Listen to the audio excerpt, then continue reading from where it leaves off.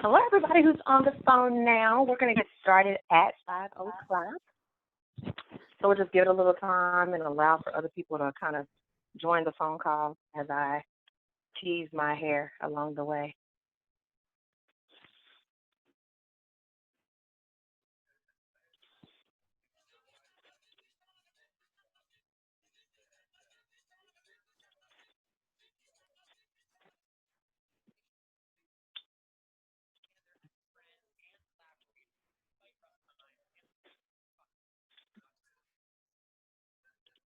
I'm also going to kind of play around with it real quick so that I can make sure everything is working correctly.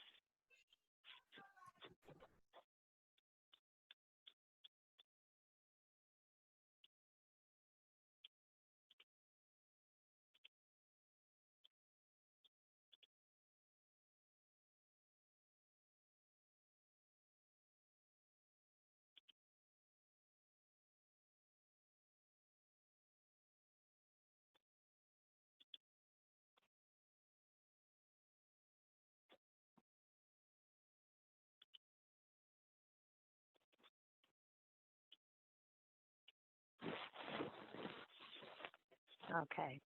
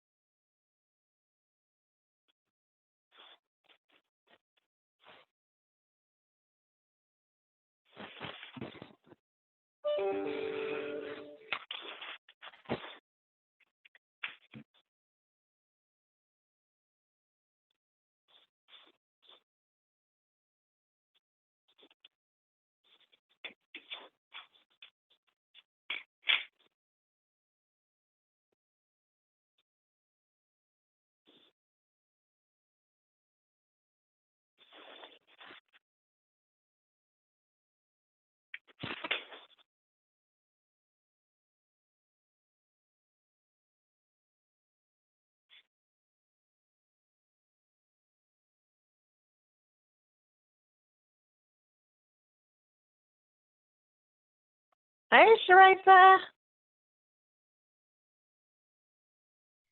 How are you? I'm well, and you today? I'm doing fine. I have one request. If you could be my timekeeper and signal me when we have about 12 minutes left, I want to make sure that we have time for questions. Definitely can do that. Okay. Definitely can do that. We are recording the session. So, people are welcome to join. We sent out a mass email to all of our leaders. So we were having talk about it Tuesdays, which we'll continue to host Talk About Tuesdays, but you may be interested in hearing this. So I met a lady who knows Eric Garner's daughter, Emerald. Oh, wow. And so I have a phone call with them on Friday to see if she will be willing to come on one of our Talk About It Tuesdays, either in July or August. So she'll be coming from a perspective of her father and police brutality, and so what she's doing in her city to help with reform of police departments. So just working to kind of get, and then the last person I'm trying to get is Malcolm Jenkins, who's an NFL safety who just became the CNN social justice contributor.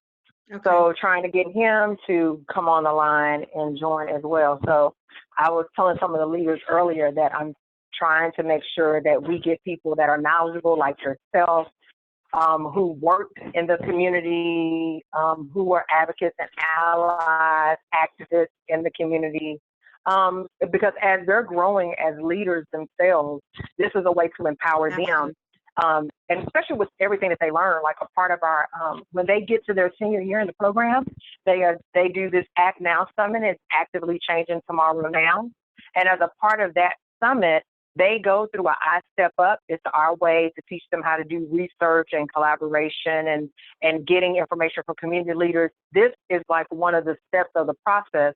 And that's talking to community leaders who know about the issues that are taking place. So Thank you so much for being a part of our first Talk About It Tuesday. We're only running the series over the summer. So June, July, August, and then September will be our last one. And then we'll just start it back up again when summer starts back up again next year.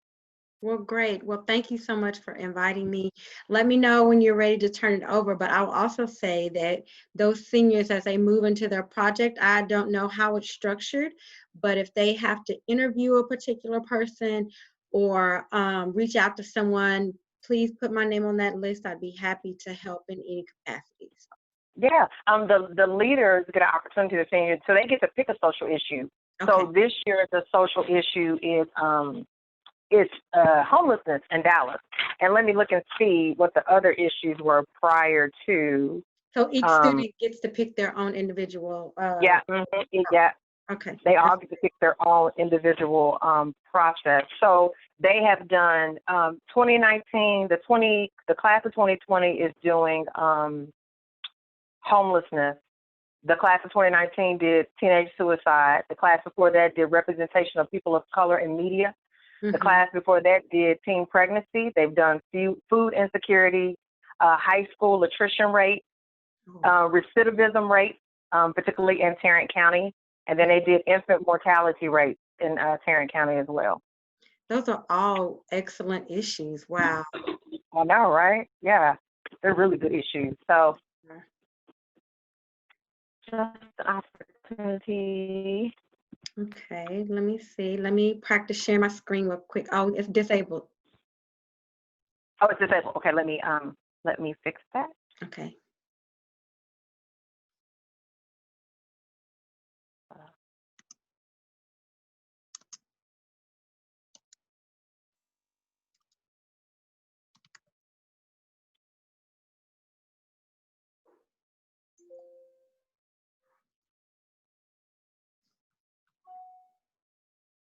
Okay, see if it works now, Sherasa. Okay, there it goes. Oh, okay.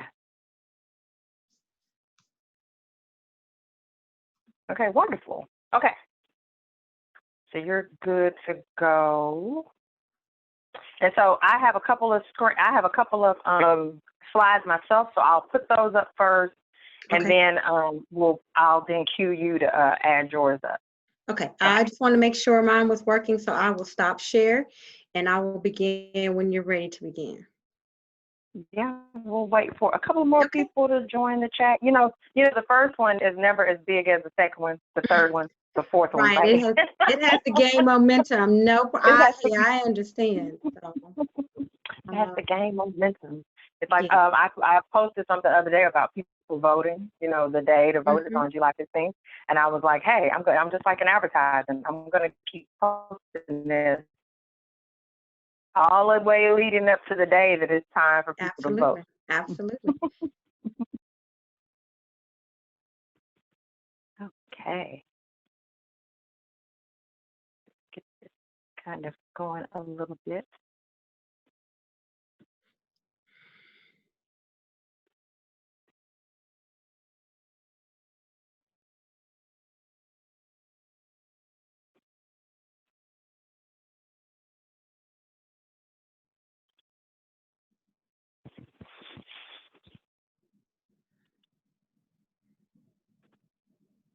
I had it where it would look different for a second, but you know. I struggle.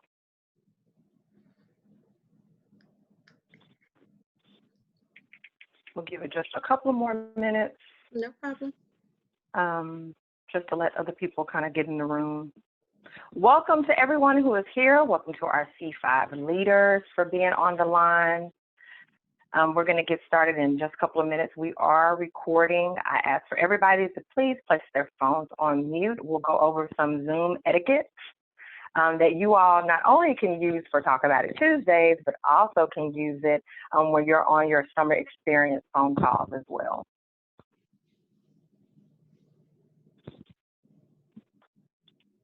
Trying to see who's in. Hi, Jennifer from our C5 Georgia.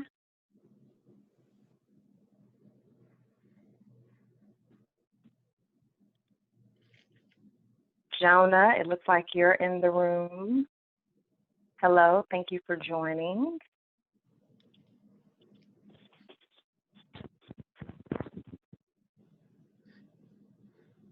I wish I had music, but I don't.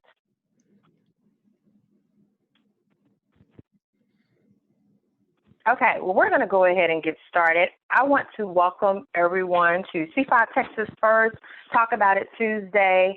We are excited for this series that we're hosting for the month of June all the way into the month of September. We are excited as we work to try to bring other guests to come on board to talk about issues in our community and help our leaders become advocates along the way. Let me move to the next slide. All right, I want to talk about a little bit of Zoom etiquette before we get started. Hey, leaders, please be ready to participate when our speaker allows for time for questions. Also, you can always ask questions in the chat. I will be monitoring the chat during the phone call. Be respectful of other views and opinions. We were talking about very sensitive topics, and as one of our cornerstone codes, as you all know, is that we respect other people's values, views, and opinions, so we'll stick to a lot of our cornerstone codes. Keep your phones on or your devices on mute so that we don't have a lot of background noise. If you want to use the chat function to ask questions, please do so. If you want to shout out somebody you know in the chat, you can do that as well. But we will definitely allow time for our speaker to open up the line for questions. Work to reduce any background noise or distractions. I know some of you will have siblings at home and other family members at home as well. So you can just kind of ask them to stay away from the background a little bit so that you're not distracted and we're not distracted either. You are welcome to keep on your video if you would like, but if not, you can take it off. As always, we do a group picture at the end. So at the end, we will ask you to take your turn your videos on so we can see your lovely faces and take a quick picture so you have time to kind of comb your hair in between time. And make sure that you smile. I know that seems weird to say, but when you smile, it kind of helps to evoke some emotions within yourselves, and it puts those positive neurons in your brain, which really helps you all to think even better as leaders along the way. So thank you all again for being on the line. How to Talk About Tuesdays come about. Our C5 Texas hosted a leadership summit a couple of weeks back. And as we were on the phone, one of the leaders specifically said she had drawn a picture of George Floyd. From that, it kind of started conversations about race relations in America, the killing of African Americans. And so I talked to the leaders and said, what do you all think about us having a discussion forum just to start having conversation and to have an open place where we have a leader in the field to come on the line and talk about it? And they said yes. And so Talk About It Tuesdays are an opportunity for our youth to really increase their social awareness of issues, and it helps them to understand themselves, appreciate those who are different from them, and develop skills for dealing with issues related to their peers, their family, their communities, and the world as a whole by engaging them with advocates and other community leaders who are doing the work. It also works to focus that they understand the significance to the community, and it assists them in learning how to gather information to design and put in place an action plan so they can create the future they'd like to see. This all really falls in line with the C5 program for social awareness, community action, and it helps to prepare our leaders for the Act Now Summit, but also for their Medallion Project. Our future dates for Talk About It Tuesdays will be July 14th, August the 11th, and September 15th, all at 5 p.m. Eastern Standard Time. And C5 leaders can find information out about our Talk About It Tuesdays in their emails. So we always have an insight question. So the insight question for today, you can choose to answer one or two. We'll call out some of the chats that we get along the way. But your insight question for today is, what is the difference between an ally and an advocate? And the second question is, what does social justice mean to you? And so you can choose to answer one of those questions. I encourage all of the youth that are on the line today to please put in the chat line, what does it mean to them? What is the difference between an ally and advocate? Because we sometimes think they can mean the same thing. And then what does social justice mean to you? And so if you're in the chat, kind of type in let me know, and we'll give you a couple of seconds so we can get some of your responses and then read those responses off to all that are on the line. So don't be shy about your responses. What is the difference between an ally and an advocate? And what does social justice mean to you? And if you don't know, don't worry. We will be explaining what that means as we go along in the session today. But I definitely want you all to type what is the difference between an ally and an advocate, and what does social justice mean to you? So I'll give you all a little bit of time to do that.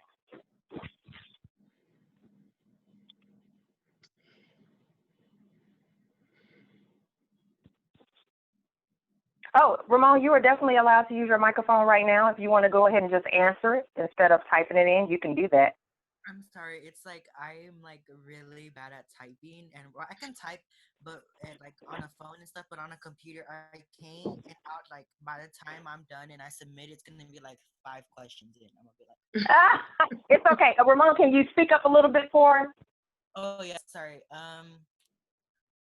Okay, an advocate is someone that like is someone who is advertising something, right? And an ally, what is an ally? Oh, you tell us. What do you think it is? Right? Because I thought an ally is someone who is in there trying to make a change, and an advocate is just like advertising it and showing people, look, we need to make a change. But an ally is someone who's actually doing something so they can make a change. Right? So the ally in your mind would be someone who's actually doing the work. Yes. Okay. Okay. All right. Good. Thank you so much for sharing that. So Jordan says, I think social justice means like giving everybody an equal chance at anything and everything. Thank you, Jordan, for that response. Valerie said an advocate is someone who shows their support in public. Oh, okay. Jacob saying an advocate or an ally actually doing the work. So Jacob kind of was going on the same premise of Ramon. Caleb said that social justice is the view that everyone deserves equal opportunity, rights, and treatment. So thank you, Caleb, for that as well. So thank you all for putting in the chat what you all believe to be a difference between an ally and an advocate, and then what does social justice mean. Jordan also said an advocate is someone who represents someone or something. So good deal. And I think it's really important for you all to understand the difference between an ally and advocate, because you can play one at one time and one another time, or you can be both. And then it's really important for us to dive into what does social justice mean, because we hear so many different things that are taking place right now. But what does social justice really mean in the context of the work that we need to do, and also understanding that work. So thank you all so much for the chat. Remember, you can type in the chat along the way if you have other opinions or questions around. We will designate time in the chat in this discussion for you all to ask questions specifically to our speaker. But at this time, I want to go ahead and kind of move us forward. And so I would now like to introduce Sherasa Thomas, who is the Education Director for the Anti-Defamation League in Texas, Oklahoma. In her role, she oversees all the anti-bias and anti-bullying training programs, builds community relationships, and partners with educators to build equity into their school culture. Before coming to the ADL, she has served as the Education Director for an international nonprofit, public school administrator, and as a classroom teacher. She lives in Dallas with her husband, where much of her leisure time is spent reading, baking, binging home improvement shows, and adjusting to her kids being in college. Her personal and professional values are rooted in advocacy, social justice, and servant leadership. She is a member of Delta Sigma Theta Sorority Incorporated and serves as the Collin County NAACP Political Action Chair. Much of her volunteer time is spent between the two organizations, and outside of work and volunteering, she is an avid reader, a baker, a Food Network addict, and Lubbock, Texas is her hometown. And Sherasa, congratulations. She recently had a daughter graduate from Spelman College. So congratulations to you, Sherasa. And I turn it over to you. Oh, well, thank you so much. First of all, let me say, I always get a little antsy and uncomfortable when somebody's reading my bio. I don't know why. I just, I don't know, I feel a little uncomfortable, but thank you so much. And I'll say thank you to Denisha for inviting me and for having this opportunity to be your first speaker at your Talk Tuesday series. And so I am honored to be here, and I hope that we have a very enriching and helpful conversation. So there are a couple of times when I am going to use technology. So please bear with me as I switch back and forth in my screen and share a video with you. And I want to try to keep up with the chat. Sometimes as I present, I get caught up in talking and sharing, and I may forget to reference the chat, but I do want this to be a conversation with us. I have lots of information to share, so I want to get through it. But the first thing I'm going to do is put my contact information in the chat. You can call me, you can email me, you can text me. If you miss it some kind of way, then Ms. Bethune knows how to get in contact with me. I want to be a resource to you. So if you have more questions that didn't get answered, or you want some more materials, ADL offers lots and lots of resources. So I would be happy to share information with you or talk with you more in depth about any of the topics that we share. So I'm going to put my information in the chat right now. Okay, there's my email, and my phone number is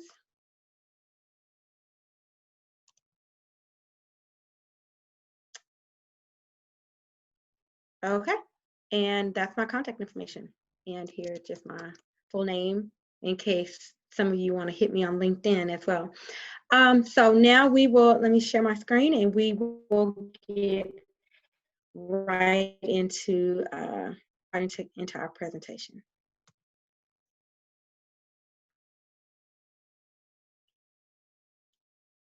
Okay, so first I want to share with you just about ADL and the organization that I work for. And this is our agenda today. We're going to talk about ADL, who we are, and why we can, qualify to share this information with you all. And then we're going to get into what I call developing a common language, the pyramid of hate, which is our discussion dealing with race. Then we'll talk about allyship, advocacy, and some resources to be helpful.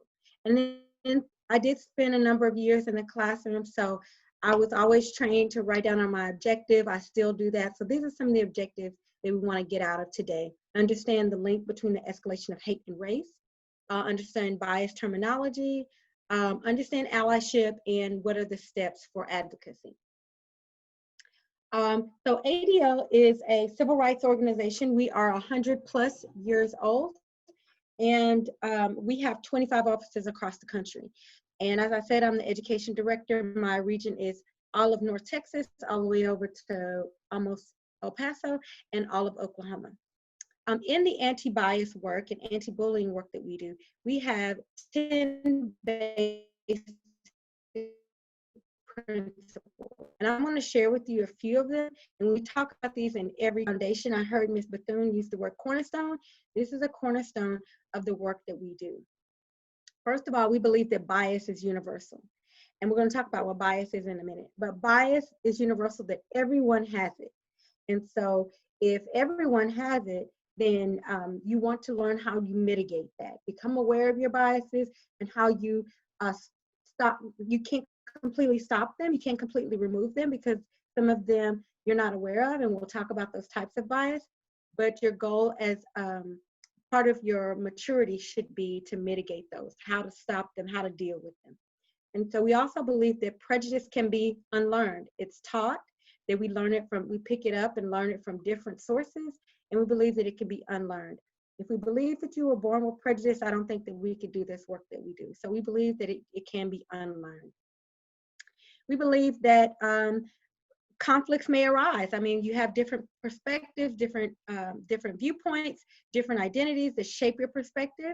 And so you may have conflicts, but as Ms. Bethune mentioned, that respectful dialogue is needed. And so each time we have a session, a training, conversation, whether it's with a school, a community organization, a synagogue, some type of church, we establish an environment of respect. And I'm already familiar with the work that you do, so I didn't spend time doing that today.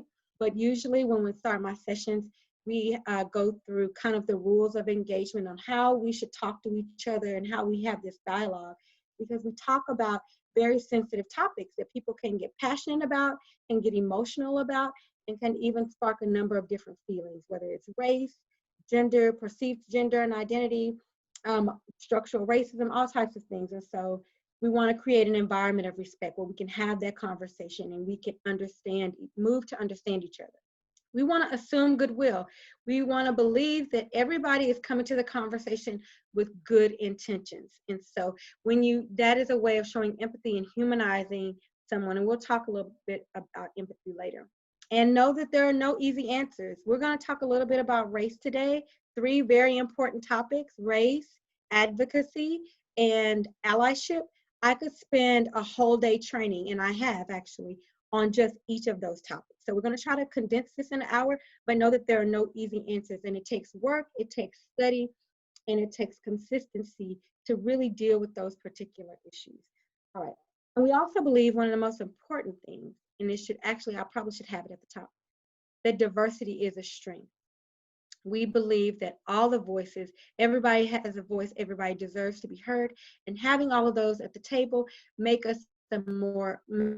it a more enriching conversation and make for a stronger fabric of our society and of our country. So that's kind of what we believe in. If for some reason you really want to dig into those, I'll be happy to share all of those with you, and we can talk more about that.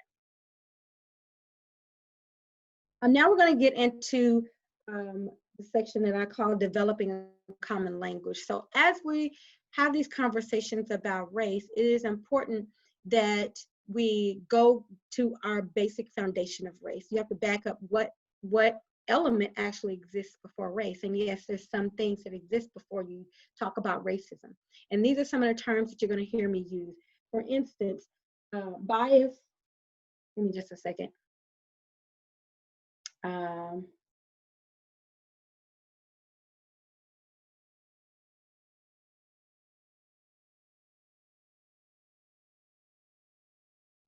Okay, so for instance, bias is having a particular prejudice against something or a group.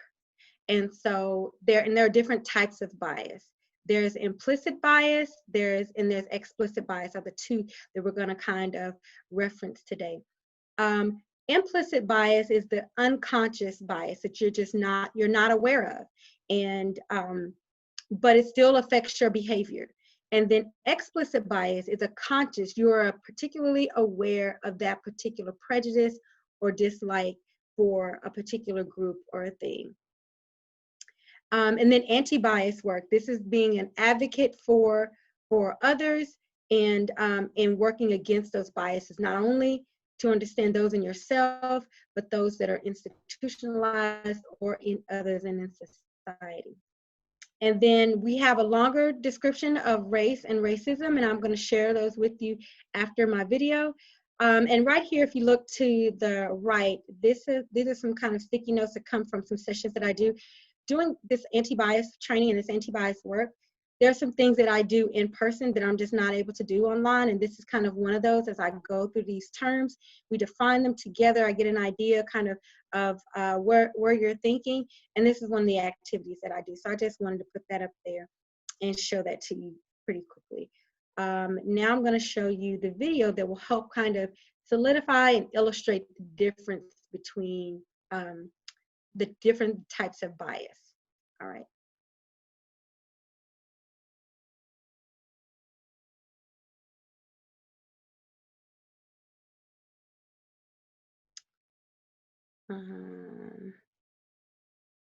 Okay, let's see where it might be.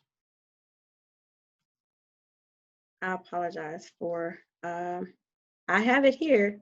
It's pulled up. Let's see. We will go right here.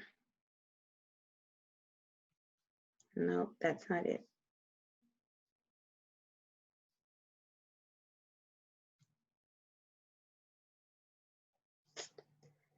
Okay, give me just a second. I'm going to stop sharing and pull it up.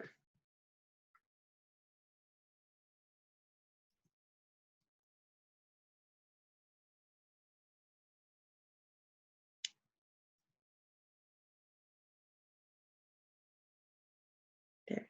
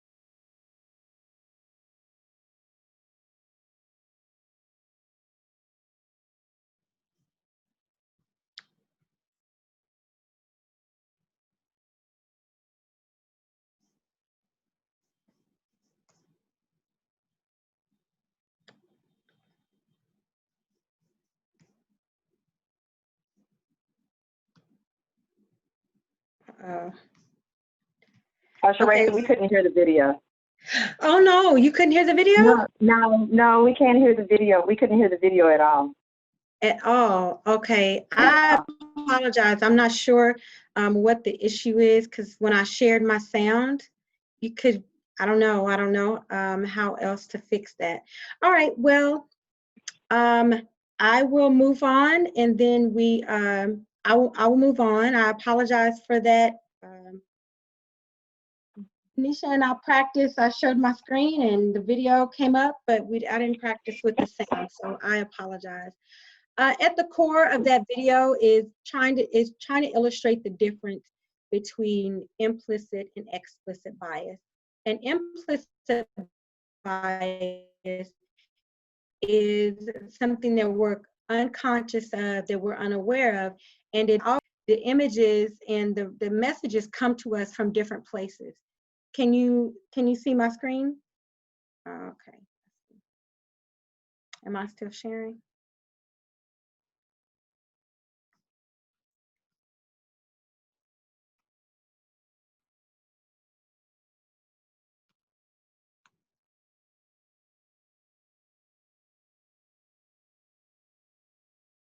Okay, so the implicit bias is like a fog. And so you receive these messages from our parents, we receive these messages from the media, we receive these messages in the curriculum and in our education.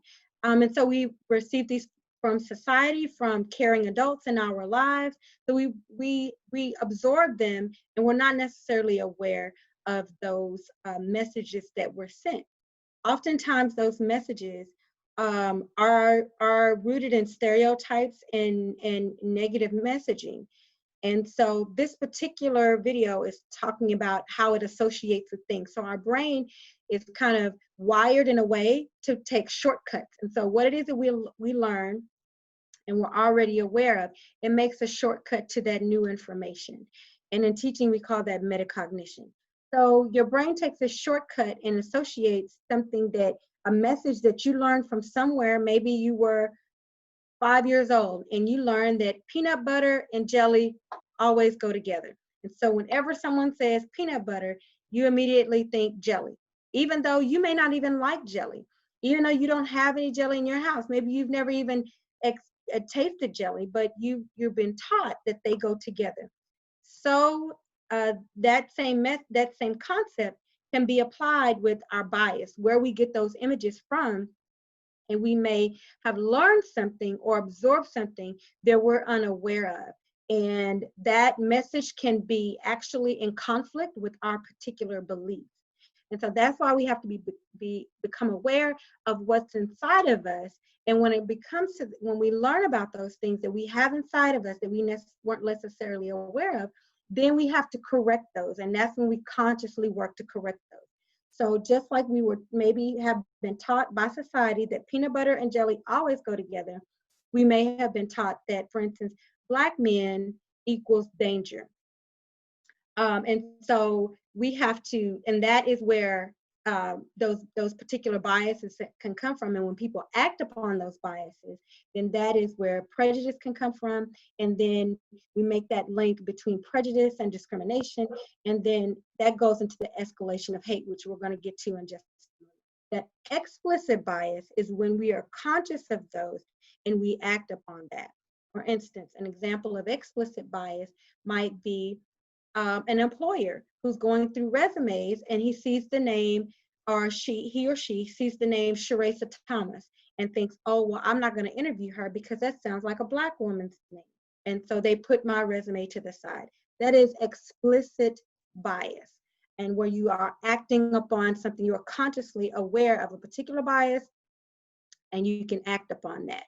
And so those are some of the terms that I wanted to share with you all. Before we move on to our other two more intricate definitions, would anybody be able to share an implicit bias, an example of implicit bias? Would they like to share that? You can either put it in the chat, which I'll start paying attention to, or you can, actually, Denisha, would you read that for me? If anybody puts it in the chat, give us an example of implicit bias, or you can come off your microphone and share that with us. Will do. Oh, and again, I'll share the definition. It is the unconscious attitudes and stereotypes and unintentional actions, positive or negative, towards members of a group merely because their membership in that group. And that's actually a good point that I almost left out, that some of those implicit biases can be based on stereotypes, and those stereotypes can be perceived as positive, but they can actually be narrowing and negative. For instance, all Asians are good in math. That is a stereotype, and it's untrue and it's unfair. And so that may be perceived in a positive way, but in actuality, it's a stereotype, and those are not fair. All right. So, do we have any examples of implicit bias?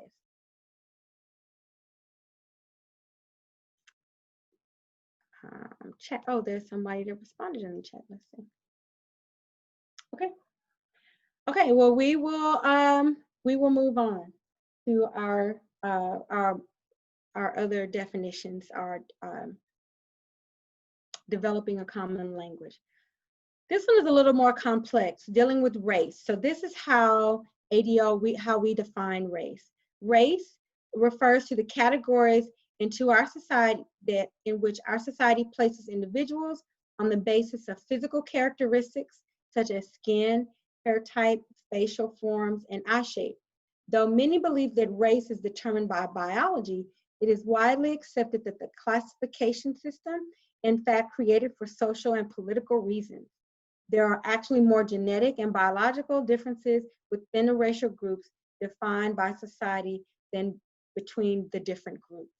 And so that's a lot to process there. But what that basically means is that the idea of race, we have created it for particular reasons, and that those reasons are really to group people, and we want to group those people because of social and political reasons, to categorize and to label people. But what research has shown, what studies have shown, is that there are actually more differences in those groups, in those particular racial categories, than there are between each category. So for instance, Africans or people of African descent can look like a wide variety of things. And there may be similar features and characteristics to people who are considered Caucasian. And so there are many more similarities between the racial groups than there are particular differences. So the short way to say that is that race is a social construct that we have created for political and social reasons, to create brackets for people create brackets for people to fit in. And so the idea of race was created intentionally, but it's a very complex, it can be a very complex thing. And how you decide to identify racially can be a very complex thing. And your perceived race is on the onus of the individual. And this is where we get into racism, because again, those biases can connect to our prejudices, and those prejudices can connect to institutionalized policies. And so that is where we start to talk about racism. And so I'm going to give you a definition. Oh, before I move on, Denisha, are there any comments in the chat about the definition of race? Yeah, so one of our leaders said that maybe like someone not wanting to pet a pit bull because they're perceived as dangerous. So that can be, would that be an implicit or explicit bias, Sherasa? I think that would be implicit because they're perceiving a pet bull as dangerous. And it would be explicit if that person owned a dog grooming business and they didn't allow bulldogs to come into, they didn't groom bulldogs at all. Gotcha. And then another one of our leaders says, I think when people say I'm not racist, my friend is Black, Mm-hmm. or I have a Black friend. Yes. So what bias would that be considered?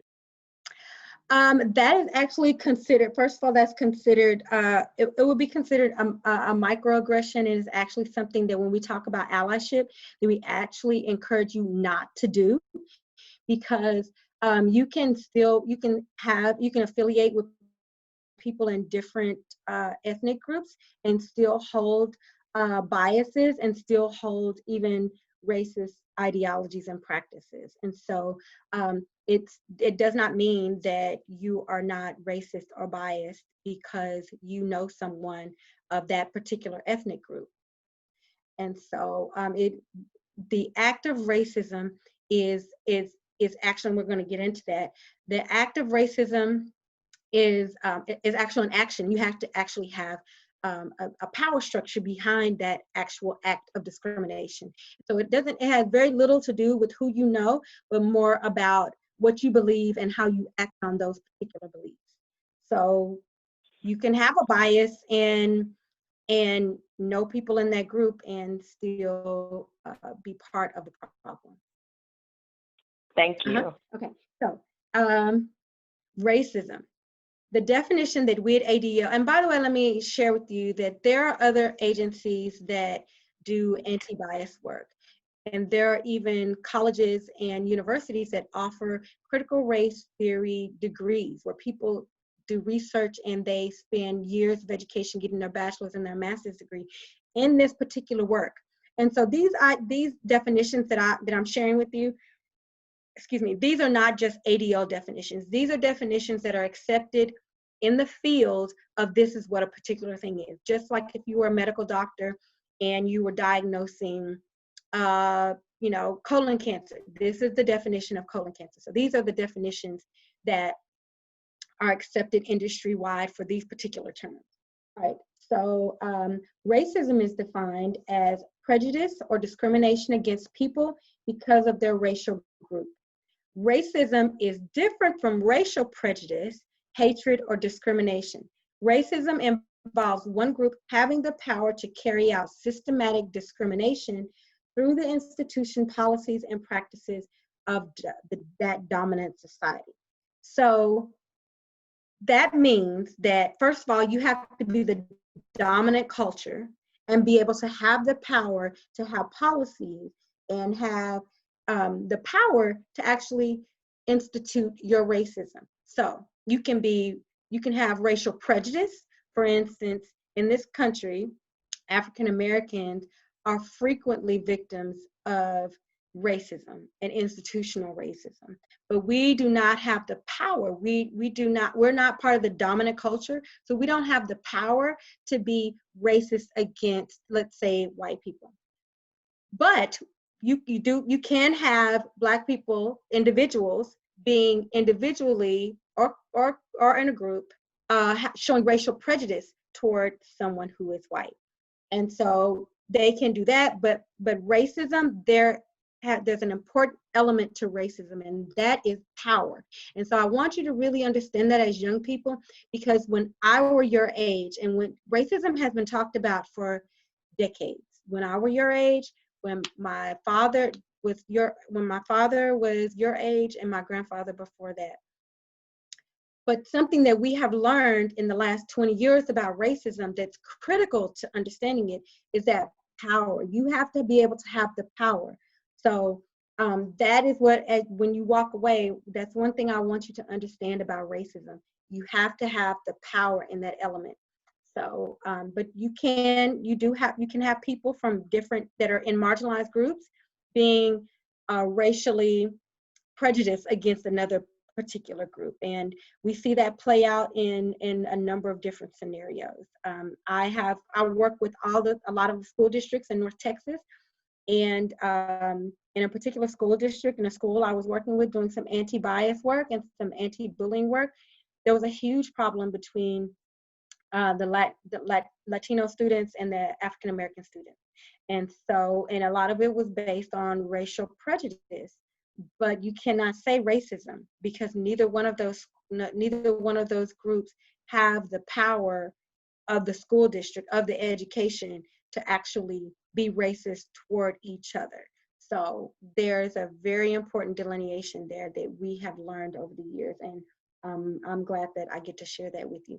All of these definitions I'm sharing with Ms. Bethune, and she will forward to you. So if you want to look them up yourself, or incorporate them in your own language, in your own conversations, or do your own kind of thought project. I want to dig deeper into this power thing that she talked about, or really understand what anti-bias work is, because people use the term all of the time now, as well as implicit bias. Those are the two popular terms.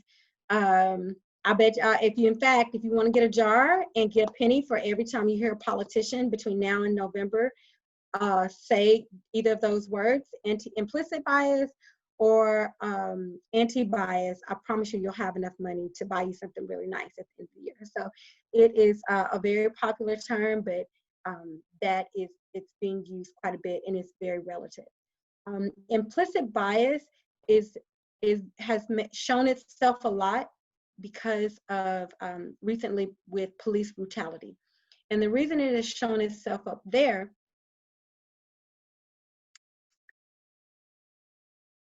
is because, as I was talking about your brain, I've been taught before that you may be aware that you were taught, and you may not have been aware that you were taught.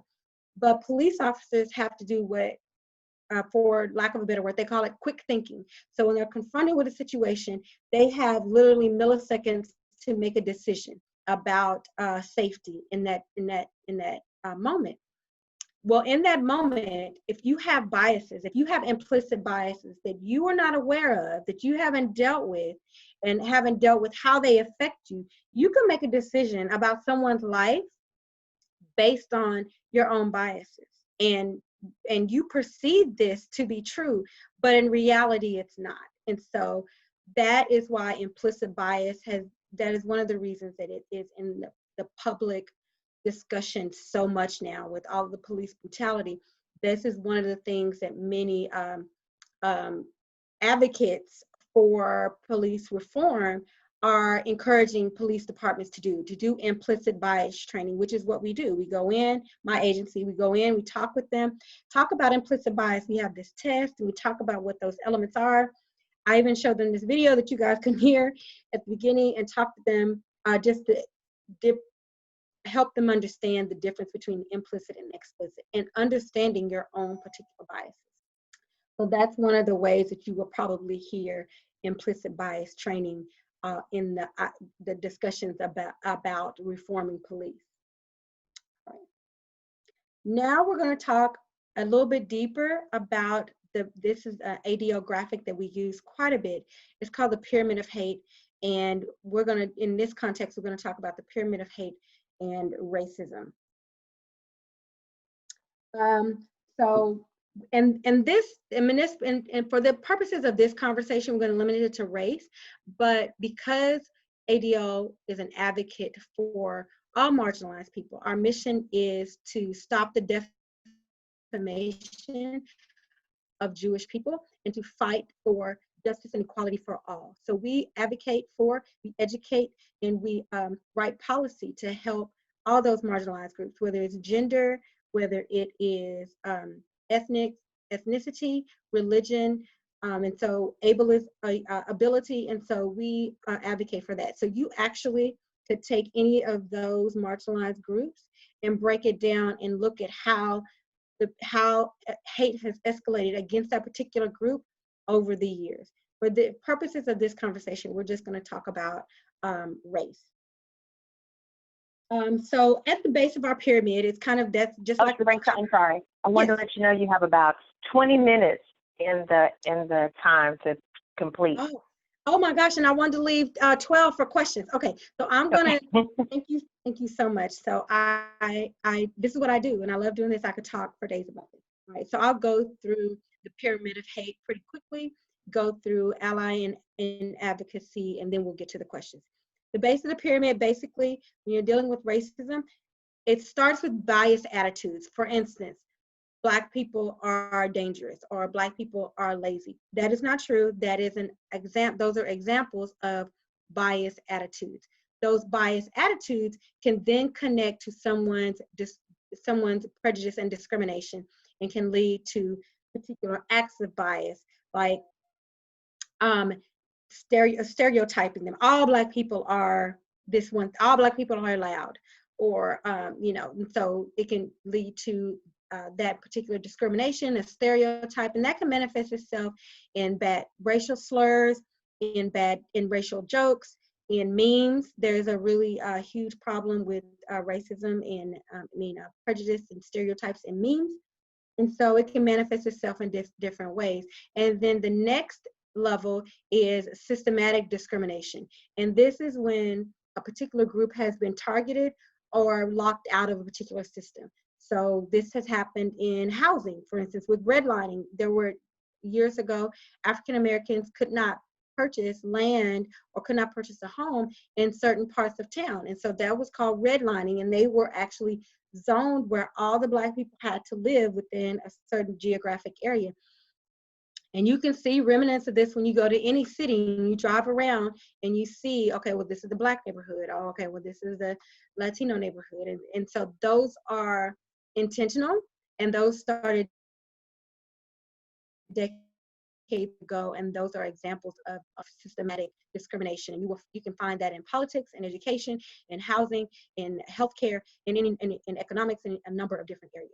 Then you escalate to bias-motivated violence, and this is threats like the KKK burning crosses in people's yards. This is lynchings. This looks like churches being burned, and a number of different examples. So bias-motivated violence. Again, that bias started way down at the beginning and escalates. And then the last top of the pyramid is genocide, and this is the purposeful, intentional elimination of a group of people. And this has not happened with African Americans, but it has happened in Rwanda. It has happened with the Jewish Holocaust. This has happened in a number of different countries. And so, and it has happened with the Native Americans here on this continent. So it is possible for it to happen. And those are all examples that are decades old. And some of those are examples that happen within our own millennium. So they can accelerate. And it's important to know that the top of that pyramid does not happen overnight. All of these things happen in order for this to happen. So when you study the Jewish Holocaust, you understand how it happened. It happened over a period of time with all of these things happening. And so that's why we need to check these biases and make sure that we deal with it way before it gets to that level, because it's harder and harder and harder to eliminate and to deal with when it gets to the top of the pyramid, because it may be a smaller part of the pyramid, but it is so ingrained into the culture and to the society by that time. So that's why it's important for us to be an ally and to be an advocate, because we can affect that change on the base level when we're dealing with biased attitudes and racial slurs and racial jokes and comments. And so that leads us into our discussion about allyship. Allyship, and I think some of you in the chat may have gotten close to this definition. Allyship is a lifelong process of building relationships based on trust, consistency, accountability with marginalized groups of people. So it's a relationship built on trust with a marginalized group of people. It is not self-defined. So work and efforts must be recognized by those you are seeking to work with. So as an ally, you really are standing on the outside of that community. And then you ask for permission to come in. So for instance, I consider myself an ally to the LGBTQ community. I will not go into a meeting that they may have or a demonstration that they've invited me to and tell them what they need. This is what you need to do. This is what you need to do. I'm going to be the president. I'm going to tell you what to do. Here are 5 steps to, getting people to listen to you. That is not allyship. Allyship is standing on the outside saying, hey, I stand with you. This is not right. I will speak up for justice, and I will enter into this space and be whatever it is you need me to be. And that is what allyship, that's the part of allyship that's also important. And an opportunity to grow and learn ourselves while we're building consistency and community with others. So while we are working in allyship with others, we're still doing the work internally, because if you take your biases and you're not dealing with them as you are an ally to someone else, then you run the risk of doing more damage than good.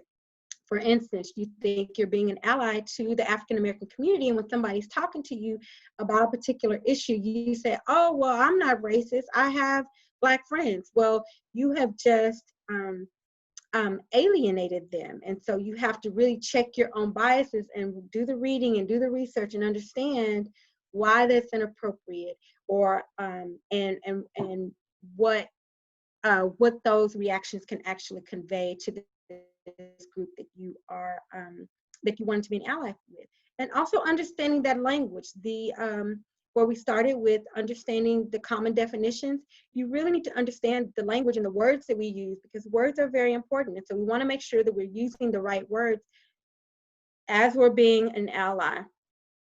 LGBT, some people stop there. There's a Q in there, and the Q is for queer, and that community has embraced the term queer, and so it's an umbrella term, so it's important. They've selected it, they have co-opted it, and so it is not co-opted. They have reclaimed it. That's the word I'm looking for. So it's important that we use the words to accurately identify them. All right, and so that is what allyship is. Here is how to actually be an ally. And I say start with step 0 because you actually have to care. You have to actually show empathy. And this is an important step in allyship and advocacy. Allyship and advocacy is not a trend. Although we may see celebrities taking pictures and, I think my son calls it stunting for the gram. I don't know. I just said that. He would probably laugh at me right now that I said that. But you see people pretending that they are involved, or they want to make a statement because it's trendy, or they want to jump on the bandwagon, which means they just want to feel a part of the group. But you have to actually care and show empathy when you're an ally. Know that everyone has bias, and I mentioned this before, that you may make some mistakes, and that nobody is free of those biases, but you got to work on them. That's the key. You have to work on them and recognize them and be sensitive to that. Listen to what that community is actually saying. So if you're in a conversation with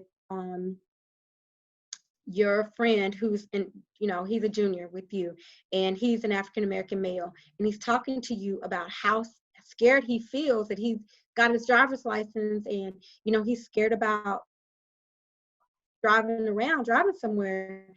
Actually listen. Don't use that as an opportunity to jump in, but actually listen to what they're saying. Listen to understand with the listening ear. Resist the urge to compare your experiences. If you are not a part of that particular demographic, resist the urge to say, oh, well, that happened to me too. Like, I remember when, you know, something happened to me, and that's just like what happened to you. And it is unfair for us to compare pain. So that's what we also want to resist doing. But you don't want to diminish someone else's experience. And so be careful, resist the urge to compare experiences. Again, listen. Let me move this. Speak up when someone else is saying something wrong. When you hear someone tell a bad joke, or someone say, you know, they say something that's a stereotype, and you can respond with, is that really true? Or maybe you're talking about a particular person. All Black people aren't dangerous, or all Black people aren't bad. And so speak up. And that is part of allyship. And that can be difficult at times, particularly when those people that you need to speak up for, against, when you need to speak up in the circle of your family, and maybe your parents, it may be a cousin, it may be a coworker. And of course you do this is use your judgment and be smart about it. But being an ally is also about speaking up. Ask the target if they're okay. And we use this technique when we're talking about bullying, but it's also a good technique when you're talking about allyship, because some people don't want you to speak up for them. Some people don't want you to intervene, and you have to respect that. And so ask them if they're okay and if they need your support, because they have the option. Not all Black people think alike, just like not all Latino people, not all Asian people. We are collective, but we're individual. And so people may have different feelings about things, and maybe they don't want you to speak up. So it's important that you respect that. Get to know someone outside of your circle. We have to be intentional about creating connections with people who we normally don't come in contact with. That is how we learn. Put ourselves in brave space, educate ourselves, and then donate of your time, talents, and treasures. That can also be a form of allyship, whether it's volunteering with an organization, or donating money or your talents. And your talent may be art, it may be drawing, it may be music, it may be singing, but figuring out a way of how you can be support. So allyship is somewhat about being on the outside, but building trust and being in relationship with that community that you want to support. And activism. Now, activism, I think, and I wrote down Caleb's name because whatever Caleb's definition was spot on. You educate others and be an ally. So that is an important part of activism. I'm going to share with you a resource. Ms. Denisha, I've given her some resources for you. A lot of those links are for ADL materials, but a lot of them are from outside materials. Book suggestions, free webinars, some of them, and I've broken them down, some for adults, some are for young people, some are even for families to have these discussions. And so some are books, some are videos, some are webinars, and some are lesson plans, because I may have some educators on the call as well. So use those resources, educate yourself. There's so much information out there right now, there is no excuse for not knowing. It's just not. Advocate for legislation.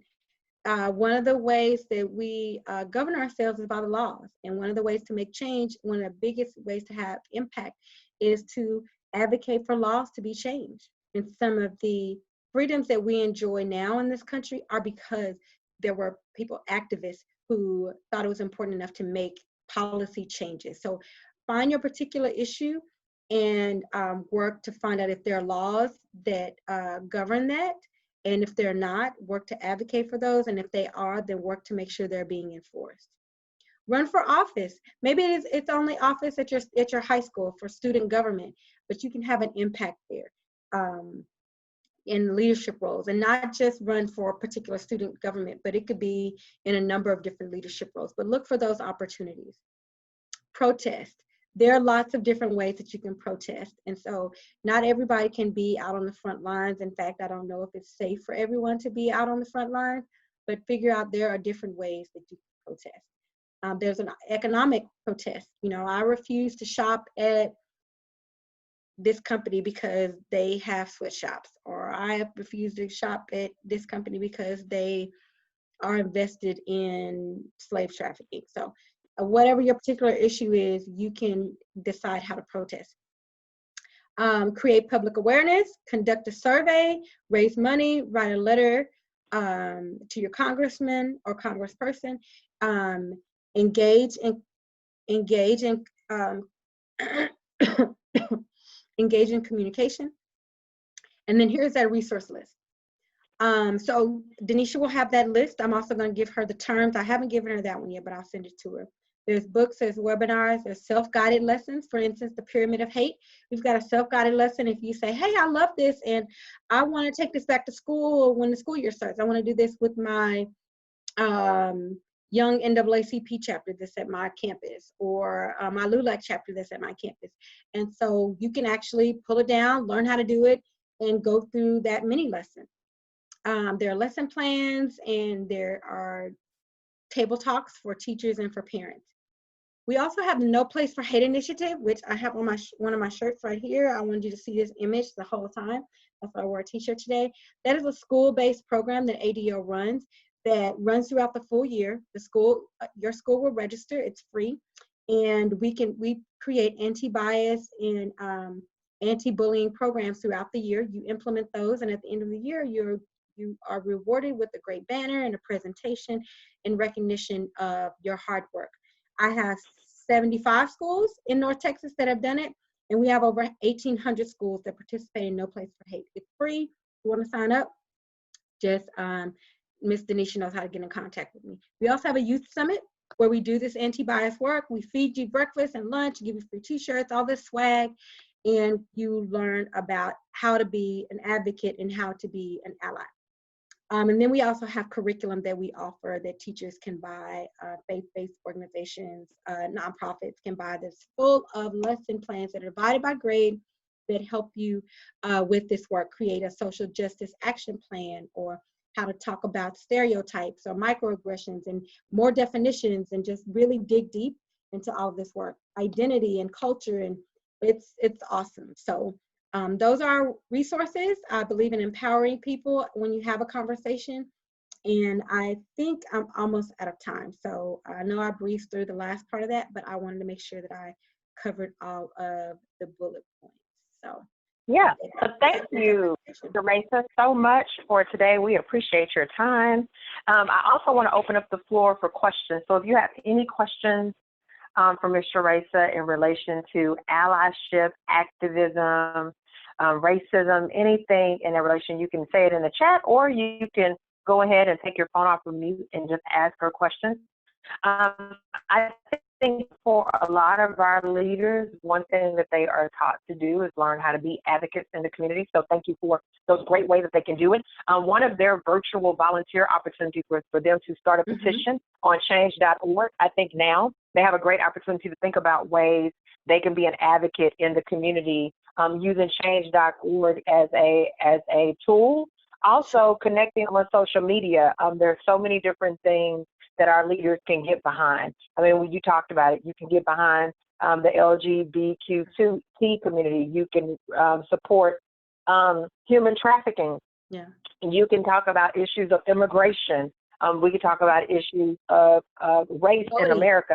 Yeah, educate their own education. Like, there are so many different ways that our leaders can think about an issue that is impacting their community and then become an advocate or become an ally to that work. So yes, we definitely appreciate you really helping us to understand the implicit bias, the explicit bias. The definitions you provided were really good. I think that opened up my eyes to just even understanding it even better. And then also, too, being able to know kind of that hierarchy of hate and racism. But then more than anything, how can we be allies and advocates in work to build a better community that we all feel included and inclusive, and we work together as one? Because at the end of the day, we all need each other to be successful in this world and to be successful in our community. So thank you so much for that, Sherasa. So any questions on the line for Ms. Sherasa while we have her here? Want to make sure you all have the opportunity. Hi. Hi. I just wanted to ask, because you said that you have an organization that comes to schools and like does training programs. How would we try to, take initiative and get your program to come to our school? Great question, Sarah. That is awesome. So if you email me, and I put my email in the chat, because it does have to go through your principal. And so let me see. It does have to go through your principal and your counselor. And so if you email me and say, hey, I go to this school, and you can either include your principal's name, or I'll look it up, but I go to this school and I think it would be awesome to have this program at my school. I will contact your principals, and I'll first of all, I'll respond to you saying thanks and you're awesome. And then I'll attach the information about the No Place for Hate program. And that way you'll have it in case something happens when school starts and they don't get it. And then I will email your principal and get it. They're about to start their summer break, so I don't know how quickly they will answer me, but I will put them in my contact list. I'll try to get them to register for the program. If it does not happen over the summer, then keep that information that I emailed to you, and as soon as school starts, go to your counselor and say, hey, I want this at my school. I want a committee, because you have to form a committee. Say, hey, I want this committee. And I really think this would be great for our school. It's awesome. It's free. I haven't found a school yet that has said no.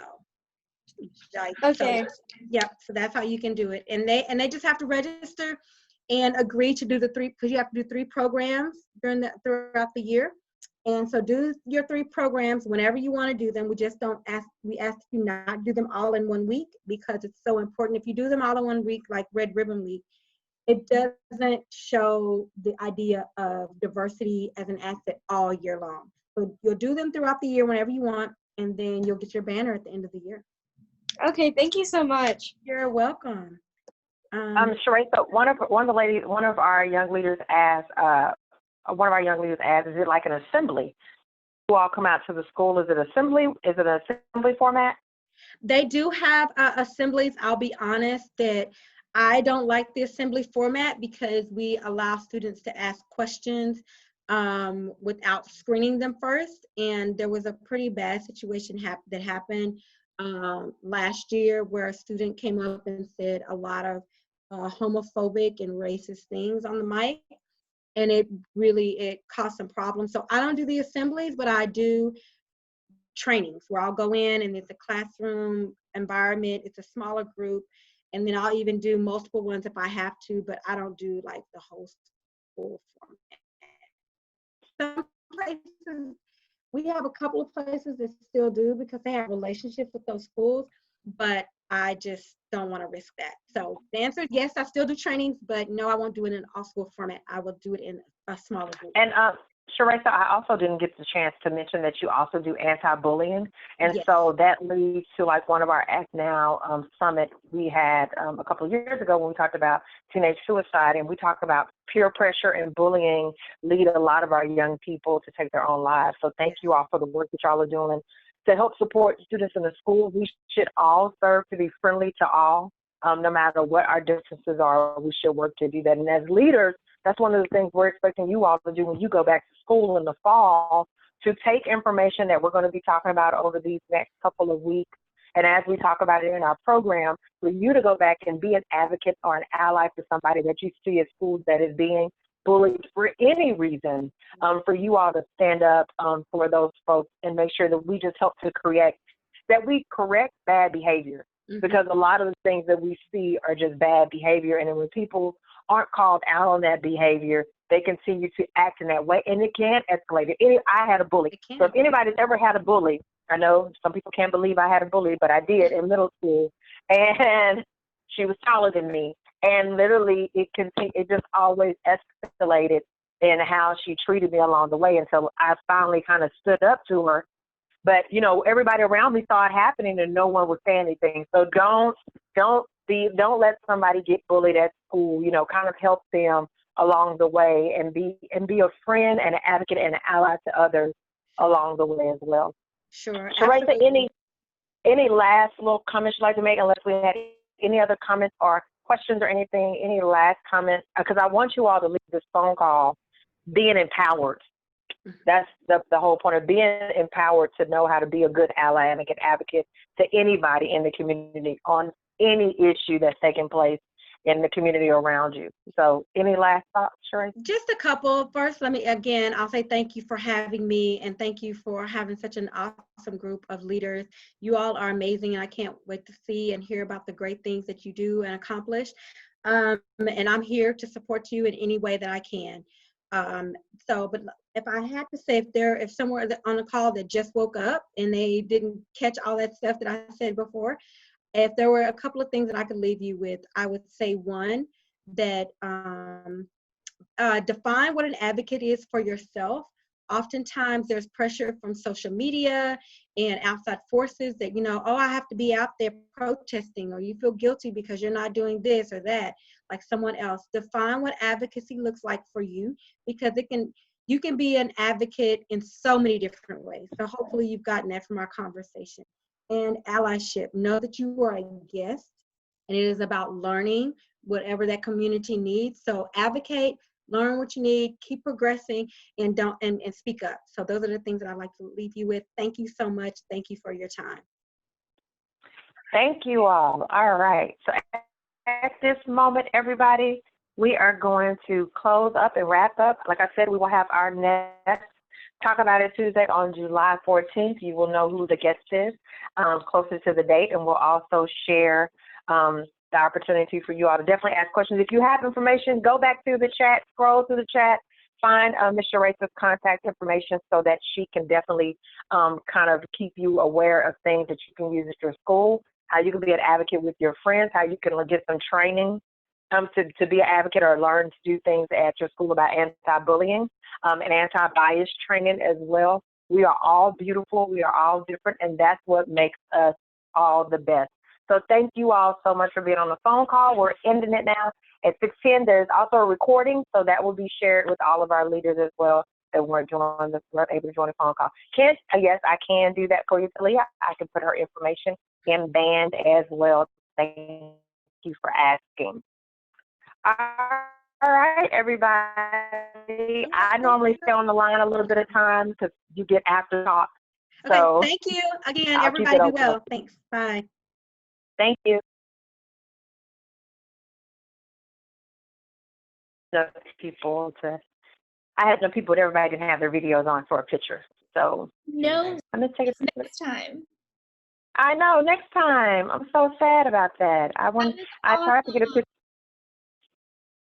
What did you say, Ramon?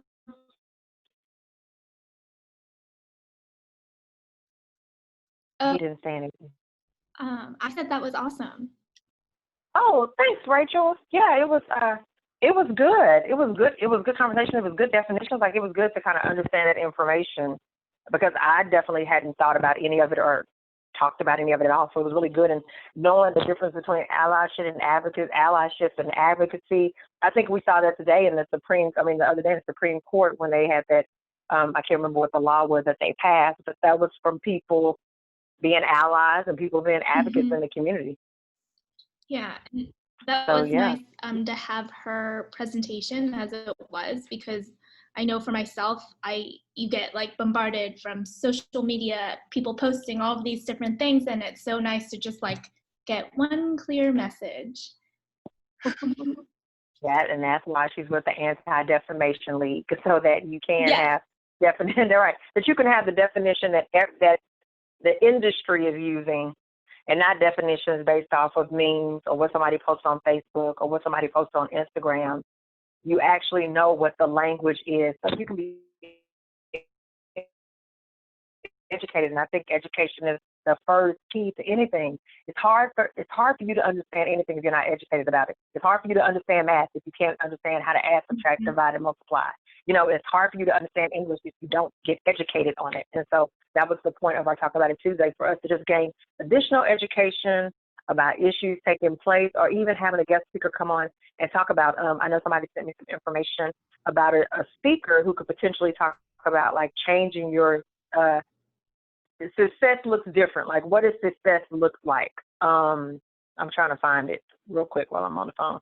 While I'm on here with you all. Hold on. Let me look. Hold on. Here you go. The class was Change the Face of Success.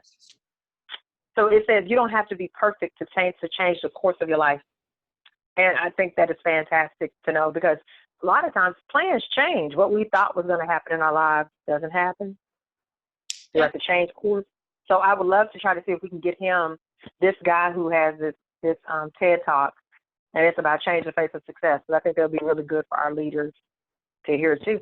Agree. Can I say something? Valerie, Lorena, Ramon, you all have anything to add, share? Samantha? Yeah. I was gonna say, it's like at my school, when I first got there, you know, there was a person that, because I play on the football team, and there was a boy who liked to say things to other people.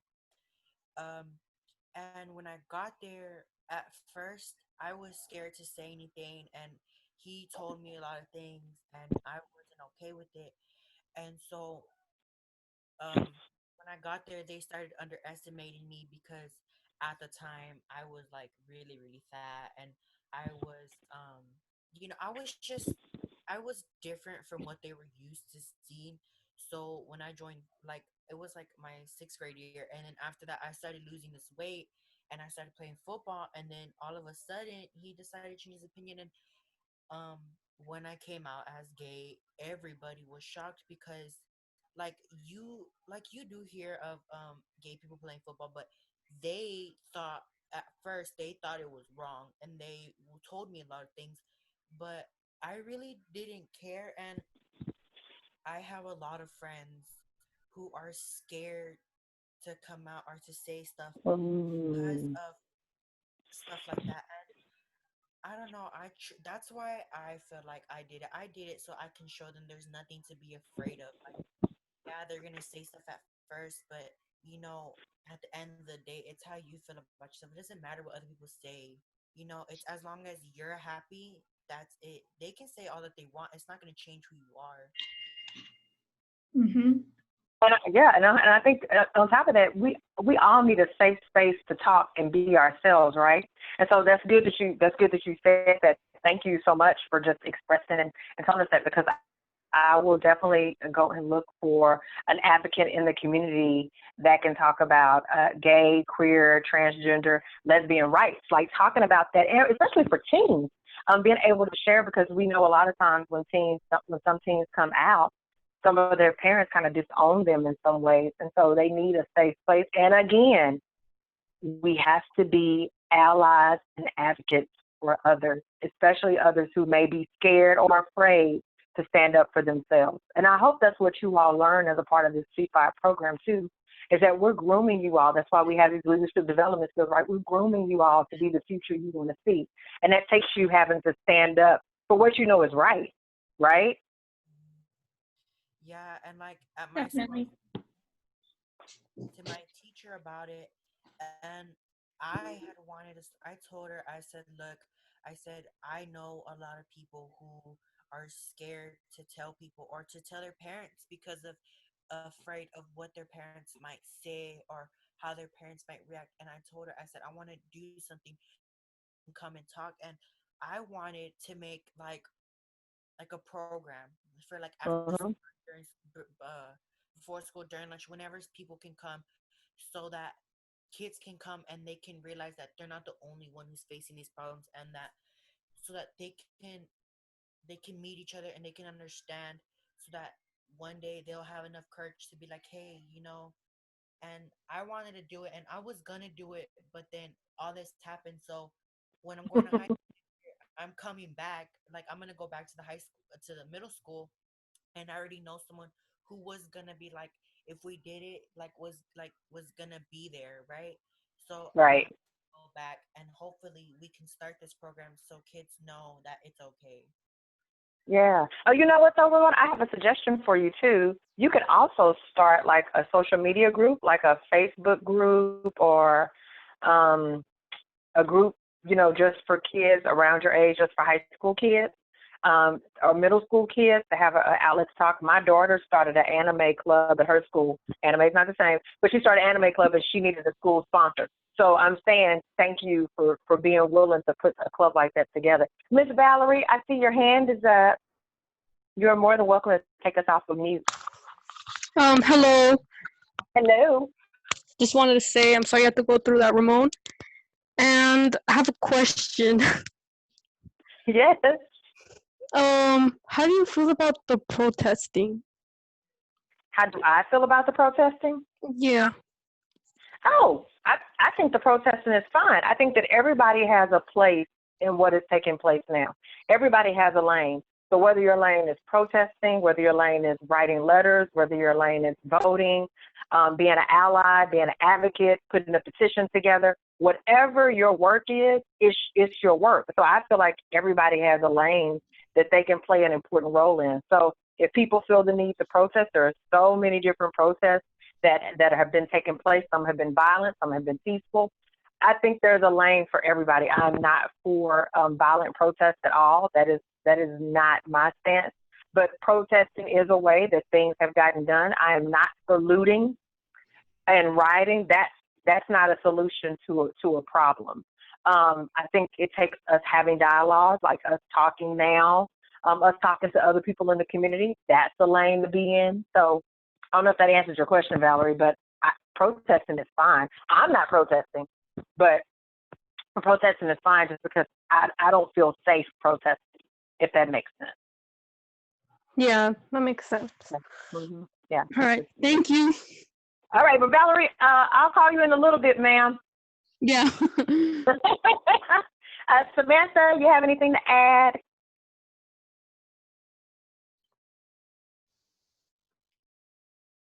Or you just forgot about us and you're just still on the line? Okay. Well, Ramon, thank you. Valerie, Samantha, thank you all. Rachel, thank you so much. I see Joanne. Hey, Joanne. I see you're on here as well. Thank y'all for joining. And again, like I said, we'll do it again on July the 14th. Bye, everybody. Bye. Huh? Bye.